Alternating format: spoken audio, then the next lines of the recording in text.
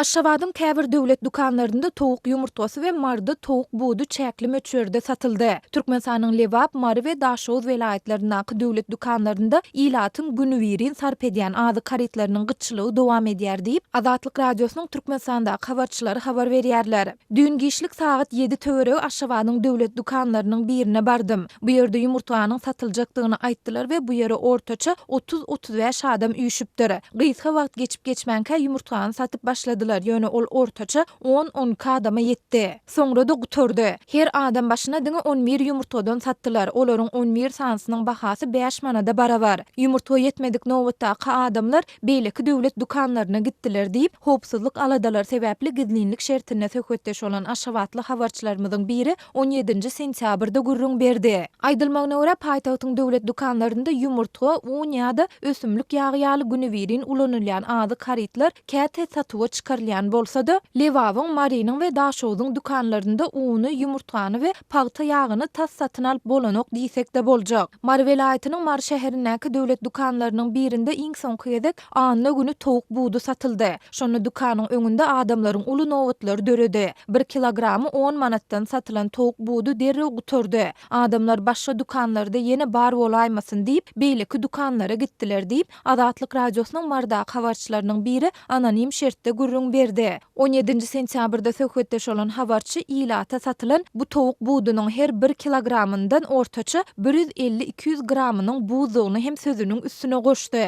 Azatlyk radiosynyň Aşgabatdaky habarçylarynyň biri bilen söhbetdeş bolan Türkmenistanyň Söwda we Daşary ykdysady aragatnaşyklar ministrliginiň bir işgäriniň anonim şertde beren maglumatyna görä, türkmen häkimetleri garaşsyzlygyň öň ýanynda ilki bilen türkmen paýtagtyny azyk bolçulugy bilen üpçün etmäge synan şäherler. Ýöne häzirlikçe Aşgabatyň döwlet dukanlaryny hem azyk önümler bilen dolu üpçün edip bolanok. Häzir paýtagtda ýurduň welaýatlar bilen deňeşdirilende ony belli bir derejede satyn alyp bolýan bolsa-da towuk ýumurtasynyň ýetmezçiligi dowam edýär diýip ministrligiň işgäri Azatlyk radiosynyň habarçysyna gurrun berdi. Türkmen häkimetleri we media serişdeleri döwlet dukanlaryndaky bu azyk gyçylygy we olaryň öňündäki nowatlar barada hiç zat aýtman gelýärler.